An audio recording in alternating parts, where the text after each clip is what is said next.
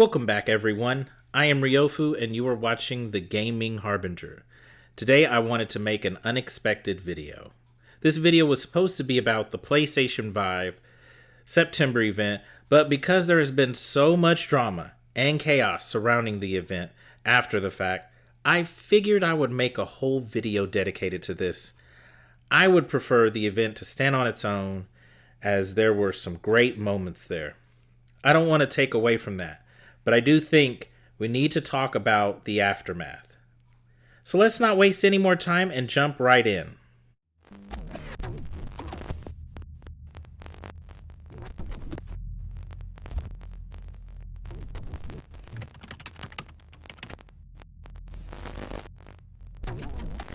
So I am going to Quentin Tarantino the story for those that are a little out of the loop.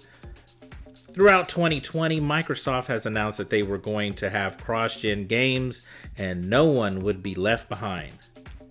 Okay, all right. Before I go any further, I can feel the Sony eyes, the Sony fans just staring me down, slowly reaching for their katanas. This is not a comparison video or me praising Microsoft. I am console agnostic. This ain't that kind of video, okay? So just relax. You can lower your weapons. This is just the start of the story so I can provide context for some people. Now, where was I? Okay, so Microsoft. Yeah, Microsoft announced earlier on that Xbox One was going to continue to get games even into 2021. More specifically, cross-generation games. A lot of the internet was not happy about this. It might be better to say they were being critical, not so much that they were mad. People were even more critical when they heard that the beloved Microsoft flagship title was going to be running on a Xeon-based Xbox One. And the fair question was, could this hold back Halo Infinite? Who knows? Maybe this will hold it back.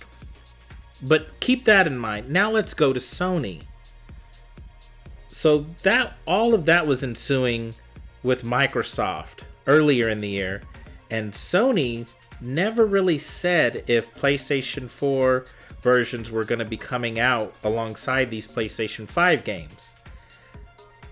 But they did acknowledge that they believe in generations and that the games coming out in the future would be taking advantage of the super fast SSD memory. Most did not question or second guess this. We took it at face value. Now let's jump into the recent event. I would say it was a success. They showed us lengthier clips of games they showed us last time. However, they also showed some huge surprises. And I can't wait to cover that. I want to talk about some of those exciting moments, but we will do that in another video. So the event revealed the prices of the consoles, which, by the way, I nailed it. And I'm going to keep it 100 with you. Expect me to be extremely annoying in the next video because I have the receipts to prove my predictions. Get at me. Anyways, like I said, back to prices. Prices were revealed, surprises wowed us, and then... So, going back roughly 2 months ago or so, Jeff Keighley and Eric Lempel, and if you don't know who Eric Lempel is, he's the worldwide head of Sony marketing, and he discussed pretty much how we would all have plenty of time to pre-order our PlayStation 5s, and it wouldn't be on short notice. We will let you know. It's not going to happen with a minute's notice. We're going to, at some point, let you know when you can pre-order a PlayStation 5. So please don't feel like you have to go run out and line up anywhere until you receive official notice on how that'll work. So after the event, the PlayStation blog released statement saying, surprise, you can pre-order the PlayStation 5 the following day, September 17th. And it was all downhill from there. According to an article on Den of Geek, Walmart was the first to open the floodgates and break the street date. After that, all the other retailers followed. It was at this time, it was at this moment, I was telling friends and family online that I was planning to buy a PlayStation 5 on the 17th, and I didn't have an exact starting time. So I was thinking, okay, what I'm going to do is I'm going to do a quick check around midnight and then maybe look again at 6 a.m. So just for clarification, I'm temporarily working graveyard. So I was thinking, yes, I'm going to capitalize on this and I can check at a bunch of different times. Unless, of course, it gets released at some weird time for me, like around noon when I would be going to sleep. Little did I know that as I was having this discussion, the floodgates were already open and madness had already ensued. Sometime around the madness, a press release came out, and that was about Spider-Man Miles Morales, Sackboy: A Big Adventure, and Horizon Forbidden West were not PlayStation 5 exclusives and would be cross-generation games. That means the only exclusive would be Demon's Souls, as far as what's coming out on launch date. Also, PlayStation 5 first-party titles will be $70 as opposed to the usual $60. Now let's back up and unpack all of this. Let's start with the pre-orders. Rich of Review Tech USA keeps reminding us that it was good that Sony did it on such short notice, and it was also good retailers broke the pre-order street date so scalpers didn't have their bots at the ready. And thank God, because we all got our PlayStation 5s, right? Right? Okay, look. I think Rich is an awesome guy, for real, I do. I love his content. But with this argument, I completely disagree with him. Him and all the other YouTubers have teams of people they work with. Teams of people that can give them a heads up on stuff. And us regular folk, we're just out here. We're out here in these streets. So some people would debate with me on that and say, well, hey, you should have been paying attention to Twitter, or you should have been looking at social media closely, and you would have noticed that all these things were happening. My bad. I am not always connected 24/7, and I'm sure a lot of other people aren't as well. I mean, depending on what your time zone is, you could be asleep, you could be at work. Now, a lot of us did not get a PlayStation 5, so I don't know where this argument is coming from, myself included. Even though Microsoft's pre-order was a mess as well. Broken. Refresh broken. Refresh broken. Refresh broken. Refresh broken. Oh my God, it's there. Oh, I can't add it to cart. What the heck? Go to Amazon.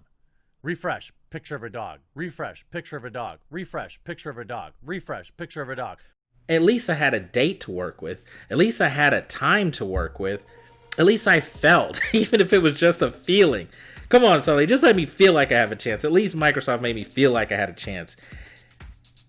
But it was another L for your boy. But at least I participated and felt like the opportunity was there. I just kind of got greedy, man. Especially with the Xbox, because I actually had that in the cart, but I wanted that payment plan option. So, yeah, I was an idiot. Anyways, this isn't about that. So let's get back to this. So, Sony is going to be cross-gen, just like Microsoft. But back a little earlier in the year, this didn't appear to be their stance. On The Verge, it was reported on May 29th that PlayStation boss Jim Ryan stated that the June event would show games you could not play on existing PlayStation 4 devices. Really now? Is this lying? Demon's Souls will be only on PlayStation 5. And which, by the way, that's an incredible one. And I'm keep being really honest here. That's the second game I have seen revealed to us that really wowed me. That means the two games that have wowed me, Demon's Souls, Ratchet and Clank, both of those are PlayStation exclusives. So, and I just want to be clear for the people that are new and they're kind of getting to know me, they don't know me that well. I am console agnostic, so I'm not here on a crusade against Sony or anything like that. In fact, a few things I want to say, it might come off as I am defending Sony.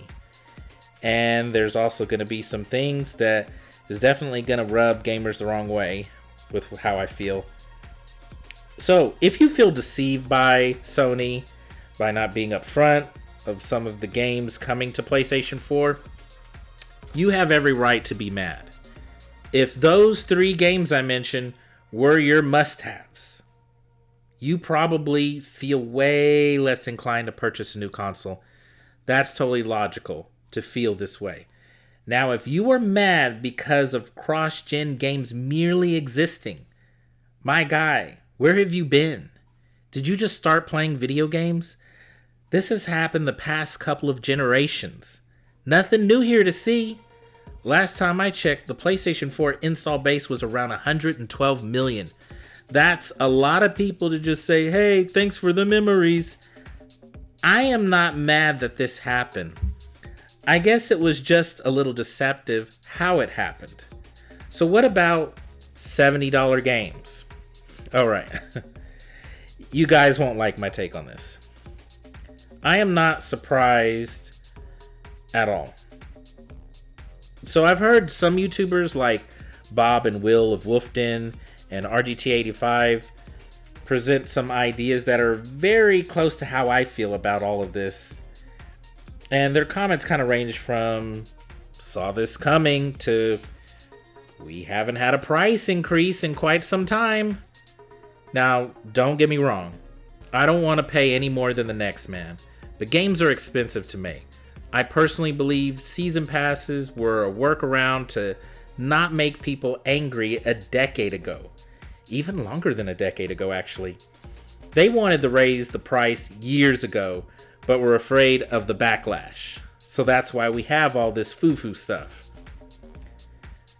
And for the people that keep referencing PlayStation 1 games, yes, there was a time during that period where game prices were not $60. But games started before the PlayStation 1. There were games in the 8-bit and 16-bit era that were $70, $80, and even $90. Around that time period, when PlayStation 1 was selling $40 and $50 games, I saved up money to buy Shadows of Empire for Nintendo 64 for $90 before tax. No DLC, no season pass, just the game. And we're not talking about some 100-hour masterpiece. Hell, we're not even talking about a game that had 40 hours of content.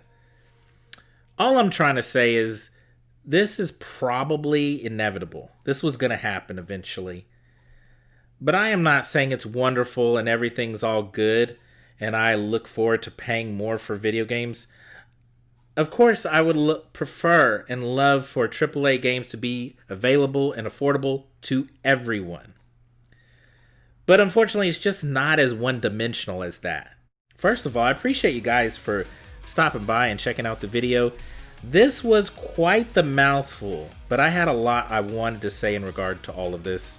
Please let me know in the comments where you stand in all of this. And it's okay if you disagree with me, don't even sweat it. It's all about having a mature, healthy conversation. If you enjoyed the video, please give it a thumbs up. Please consider joining this team. Until next time, my friends, I will see you in the next video. Refresh dog! Refresh picture of a dog! Refresh picture of a dog!